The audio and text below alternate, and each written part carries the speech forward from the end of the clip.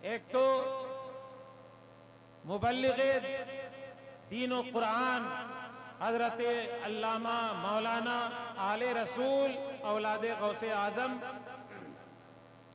हजरत सैयद अमीनुल कादरी साहब मद्दज़िल्लहुन नूरानी, और दूसरी अजीम तरीन हस्ती हजरत अल्लामा मौलाना मुफ्ती सलमान अजहरी साहब और उनके बिरादरे अकबर हजरत अल्लामा मुफ्ती जुबैर अहमद साहब मिसबाही। इन की दावत के लिए इन्होंने बड़ी कोशिशें की। गांव के जो उलमाए किराम बम्बई में रहते हैं उन्होंने भी साथ दिया। ये भी कई बार बम्बई और दीगर मकामात पर दावत देने के लिए पहुंचे। जो इनका एक हौसला था कि हम गांव वालों की ख्वाहिश और उनकी आरजू पूरी करके रहेंगे। आखिर उन्होंने दावत देकर ही दम लिया। अल्लाह ताला इनके हौसले को और बुलंद फरमाए। रहते नासिक में हैं मगर गांव वालों की बड़ी फिक्र रहती है। अल्हम्दुलिल्लाह ऐसे ही हर नौजवान को होना चाहिए। इसी तरह इस गांव के जो नौजवान लोग दिल्ली, लुधियाना, पंजाब रहते हैं, मुझसे कहा गया कि नौजवानों का हौसला हजरत इतना बुलंद है कि वो चाहते हैं कितना भी खर्च हो हमें बुलाना है तो बुलाना है। अल्हम्दुलिल्लाह वो कामयाब हो गए। अल्लाह ताला तमाम नौजवानों की रोजियों में और बरकतें अता फरमाए। इतने लोग आए हैं, आज अगर आप एक पैगाम लेकर गए तो इंशाअल्लाह हमारा ये सारा मेहनत करना कारआमद हो जाएगा। एक हदीस पाक समाअत कीजिए। देखिए, जो काम खुलूस से किया जाता है, चाहे वो नमाज हो, तिलावत कुरान हो, माँ बाप की खिदमत हो, जलसा जुलूस हो, या हमारे ये उलमाए किराम जो जलवाबार हैं इनकी खिदमत हो, अगर खुलूस से कोई करता है उसका फायदा क्या होता है? सुनो, बुखारी शरीफ की हदीस है, मैंने भी पढ़ाया है, बुखारी शरीफ ही पढ़ाता हूं। पढ़ाया कि हमारे आपके नबी सल्लल्लाहु अलैहि वसल्लम इरशाद फरमाते हैं, अगली उम्मतों में यानी कौमे बनी इसराइल में 3 आदमी सफर करके जा रहे थे, सफर करते हुए जा रहे थे। जाते जाते शाम का वक्त हो गया, बारिश भी आ गई। अब तीनों ने सोचा कि बारिश से बचना भी है, अब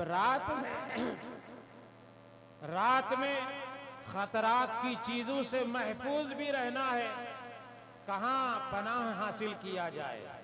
तीनों ने प्लान बनाया कि चलो ये गार है, पहाड़ का गार है, उस गार के अंदर चले जाते हैं।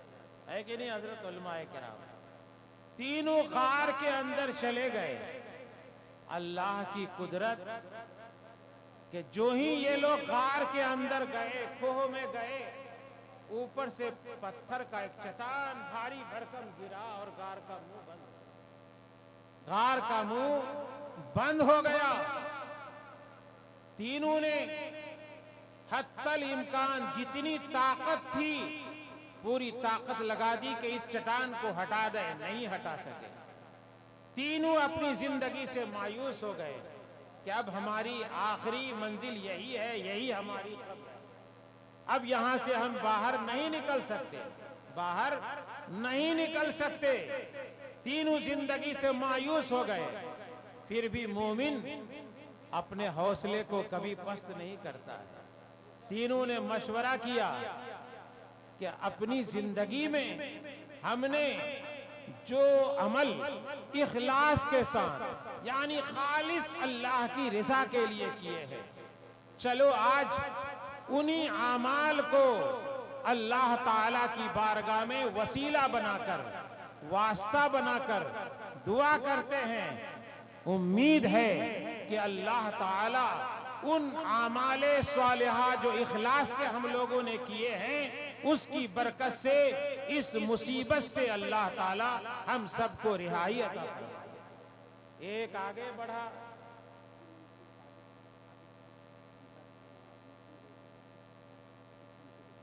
सुभान अल्लाह, सुभान अल्लाह। अब देखिए हजरात, इतना बड़ा जो पिंडाल आप देख रहे हैं, इतनी लाइटिंग देख रहे हैं, इतना सारा इंतजाम देख रहे हैं, लाखों का इसमें सरफा हुआ होगा। 1000-2000 की बात नहीं, लाखों का इसमें खर्चा है। और तन्हा एक आदमी या गांव वाले इस बड़े खर्च को बर्दाश्त नहीं कर सकते। सबको इसमें दस्ते ताउन बढ़ाना है, ताउन का, मदद का हाथ बढ़ाना है।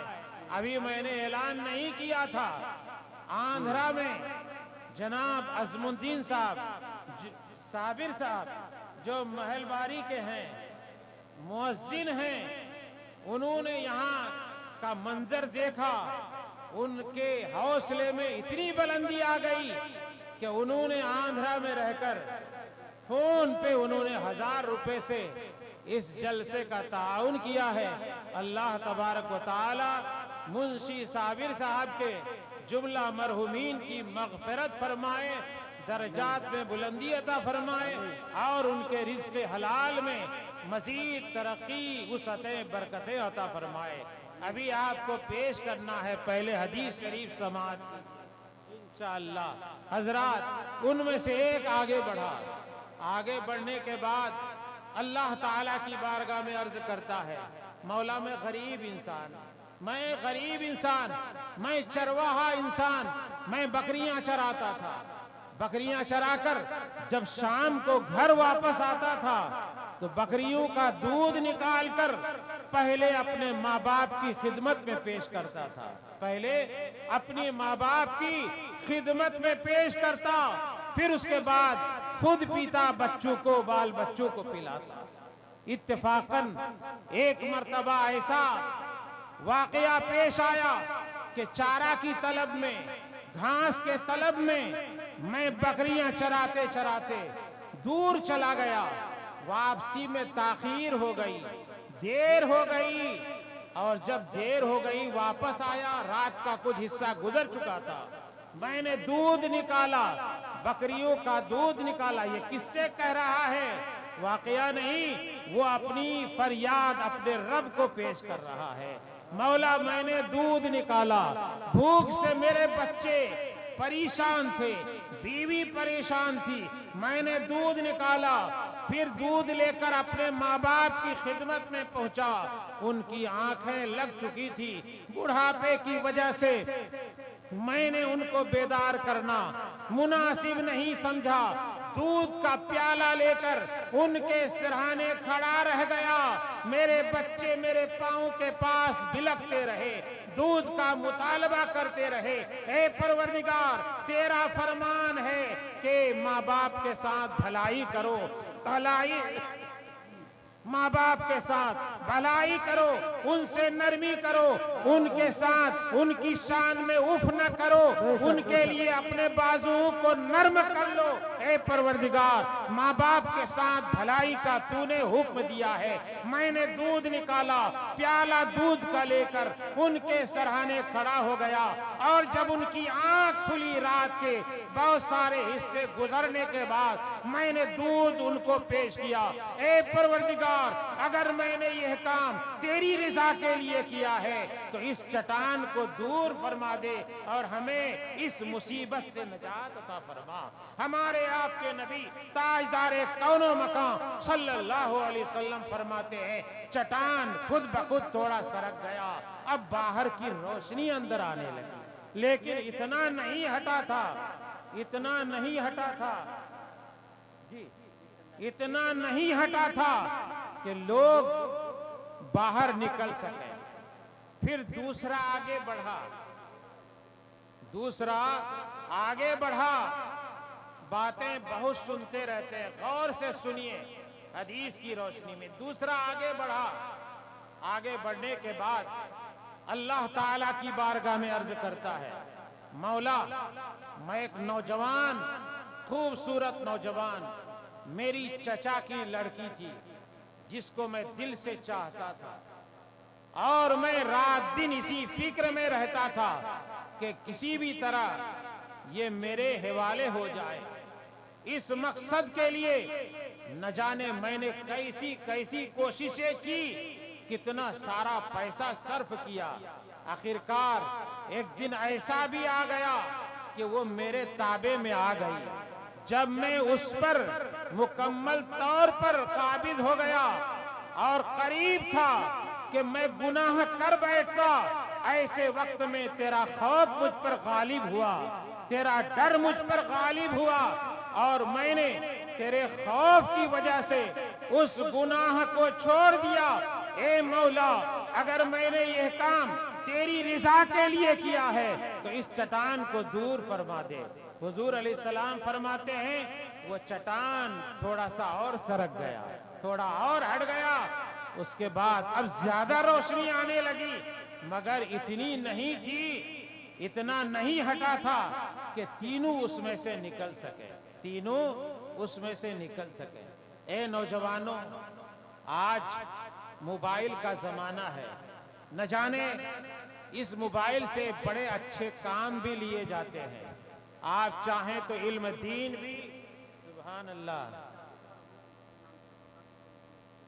जनाब मरहूम मोहम्मद जाबिर साहब जो रौटा में रहते हैं, उनके वारिस ने रौटा से 1500 रुपए इस जलसे की खिदमत की है। 1500 रुपए से नारा लगाइए, नारे तकबीर, नारे रिसालत, या रसूल अल्लाह, नारे रिसालत। या अल्लामा मुफ्ती महबूब साहिब किबला चंदा दहंदगान जिंदाबाद। नारे तकबीर, अभी आप नारे रिसालत। जहां आपने इतनी बेदारी का सबूत दिया, वहीं देने में भी आप ऐसी बेदारी का सबूत देंगे कि मैं नासिक में जाकर कहूं कि वाकई जहरामपुर और कुर्बो जवार में रहने वालों ने इतना ऐलान सुनने के बाद ऐसी बेदारी का सबूत दिया कि जलसे के जितने अखराजात थे, एक शब की तकरीर को सुनकर उन्होंने इतना खर्च कर दिया, इतना पेश कर दिया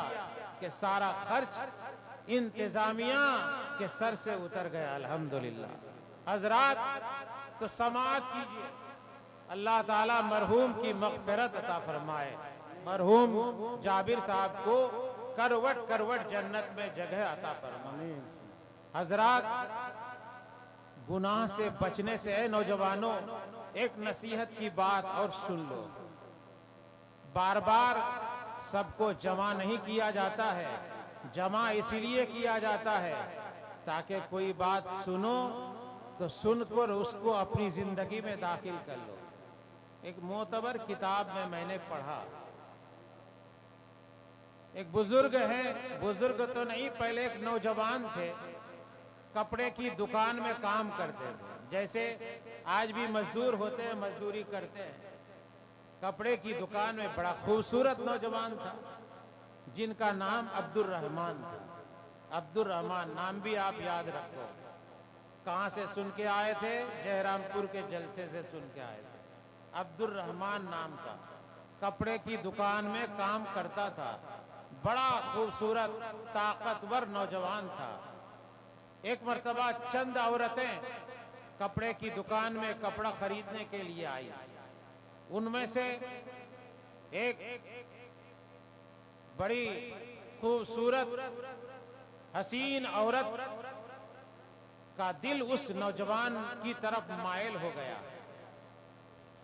सोचा कि इस नौजवान की मोहब्बत हमारे दिल में दाखिल हो चुकी है, कैसे इस नौजवान को अपने घर बुलाया जाए। उसने एक हीला अपनाया, कपड़े के दुकान के मालिक से कहा कि कुछ थान हमें दीजिए। कुछ स्थान हमें दीजिए, हम घर ले जाते हैं, वहां पसंद करेंगे, इस नौजवान को हमारे साथ कर दीजिए।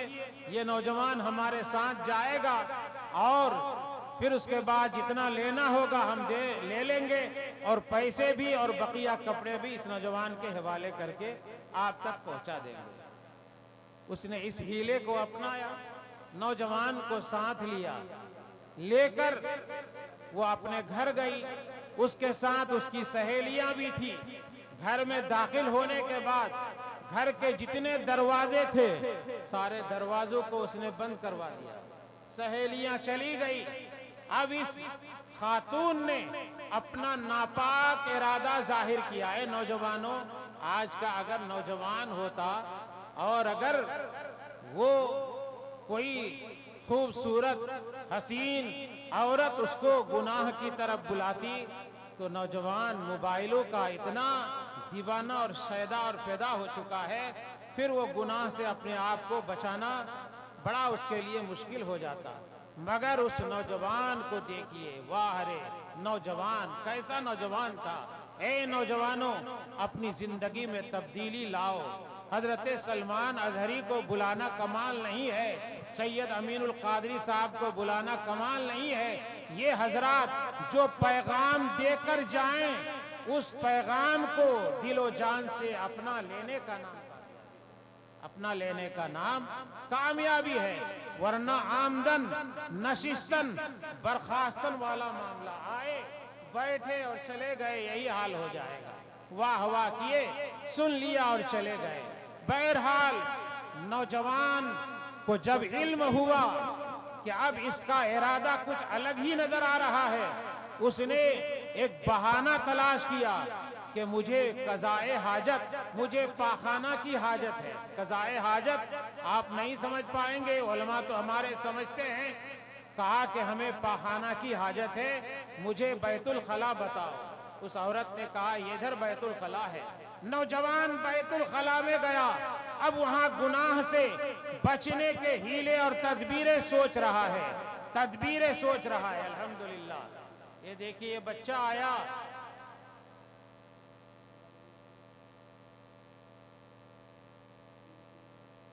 सुभान अल्लाह, ये बच्चा आया अल्हम्दुलिल्लाह, किसी साहब ने भेजा है और अल्लाह ताला उनके जायज कारोबार में बरकतें अता। इमामुद्दीन साहब ने 500 रुपए से इस जलसे की मदद की है। अल्लाह ताला उन्हें खूब बरकतों से माला माल फरमाए। अभी देखना है कि सिर्फ जहरामपुर वाले नहीं बल्कि कुर्बो जवार वालों को भी देखना है। और करीब में हमारे एक समधी भी रहते हैं, मुखिया अब्दुल बारी साहब भी, देखता हूँ वो आए कि नहीं आए हैं।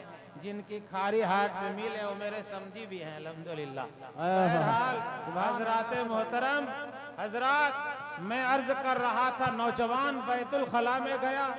बैतुल खला में जाने के बाद गुनाह से बचने की तदबीरें सोच रहा है।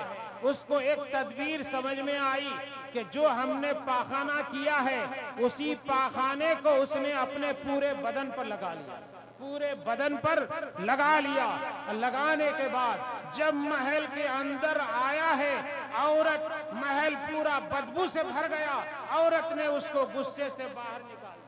नौजवान वहां से हाफता कांपता हुआ एक तालाब के पास पहुंचा और पहुंचने के बाद अपने जिस्म को धोता है। उस दिन से उसके जिस्म में मुश्क जैसी खुशबू पैदा हो गई तो उनका नाम अब्दुर्रहमान मिस्की हो गया। उनका नाम अब्दुर्रहमान मिस्की हो गया। मिस्क कहते हैं मुश्क को, यानी मुश्क जैसी खुशबू पैदा हो गई।